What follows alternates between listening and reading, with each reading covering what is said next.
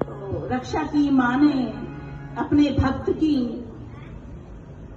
और तभी जो मृग थे वो राजा रहुगण बन के पैदा हुए थे, राजपाट कर रहे थे।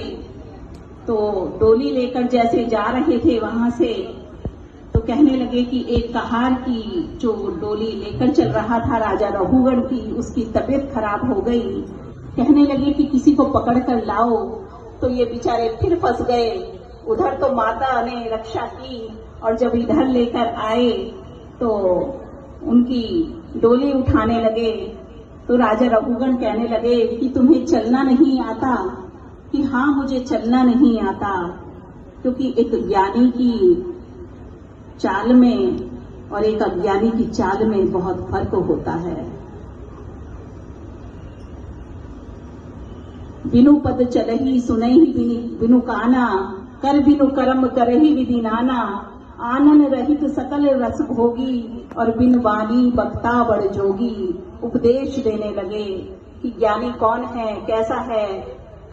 राजा रघुगण जब उपदेश सुना उन्होंने भरत का, ये जड़ भरत की तुम इतने बड़े ज्ञानी कैसे हो, तो दर्शन कराया कि तुम वही हिरण हो, आज राजा बन के आए हो।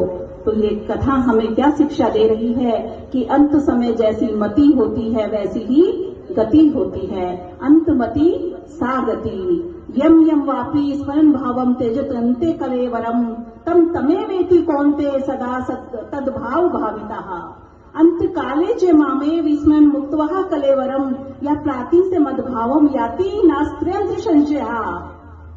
अंत काले च मामे विस्मरण मुक्त्वा कलेवरम, अंत समय जिसका ध्यान करोगे वैसे ही आपको गति प्राप्त होगी। बोलिए भागवत महापुराण की जय। मैं अपनी वाणी को आज की कथा के लिए यही विराम देती हूँ। कल की कथा के लिए मैं आपसे प्रार्थना करती हूँ कि सभी समय से आइएगा, क्योंकि प्रसंग बहुत हैं।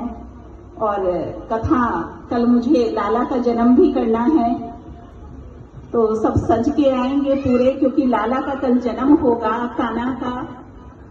सब पीले कपड़े पहनकर आएंगे और समय से आने का प्रयास करें, क्योंकि कथा अभी काफी है और मुझे पूरी करनी बहुत जरूरी है। क्योंकि यहाँ पर ज्ञात और अज्ञात जो मैं बार बार शब्द बोल रही हूँ, अब आपको तो ऐसा भास हो रहा होगा कि इतनी सी ही पब्लिक है। नहीं, यहाँ पर ज्ञात और अज्ञात दैव और पितृ सत्ता विद्यमान है।